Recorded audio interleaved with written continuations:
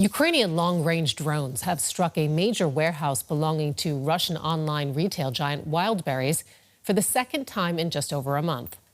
Authorities say that the warehouse in the Tambov region, southeast of Moscow, was completely destroyed in the resulting fire. Ukrainian forces previously hit the depot on July 18th. Earlier this week, President Vladimir Putin signed a decree allowing the government to temporarily take control of critical infrastructure facilities if owners fail to protect them from drone attacks or restore them after such attacks.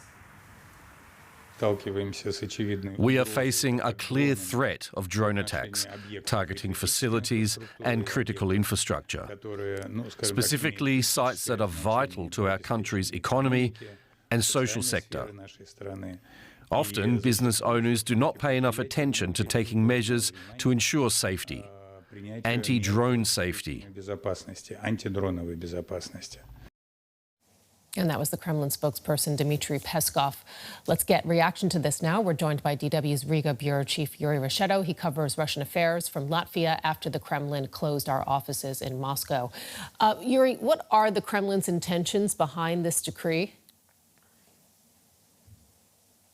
Well, look, Sarah, the Kremlin says that the goal is officially to protect strategically important businesses and infrastructure, especially those that play a key role in the Russian economy. The concern is understandable. Attacks on major logistics hubs have caused significant disruption. Losses linked to drone strikes on Wildberries warehouses alone are estimated at up to 800 billion rubles, or about 8 billion euros. But the damage extends beyond the warehouses themselves. Many of these facilities are financed through bank loans, including state-controlled banks. When warehouses burn, the losses triple through the financial system. And there is also a political dimension, I would say.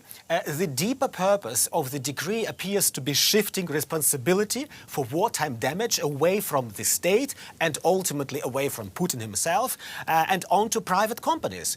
The message is essential. If your business suffers losses, it's because you failed to protect yourself from a war the state is fighting. What does it mean for private owners of infrastructure? Why, for private owners, it likely means less control over their assets. The Russian government avoids the term nationalization. Instead, officials say companies may be placed under temporary external management. First Deputy Prime Minister Denis Manturov, he has insisted these measures don't lead to expropriation.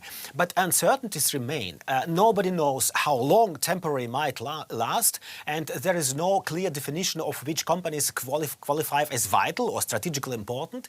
That makes this what Russians often call a rubber law, legislation broad enough to be interpreted almost however the authorities choose. How are businesses supposed to protect their properties from drone attacks?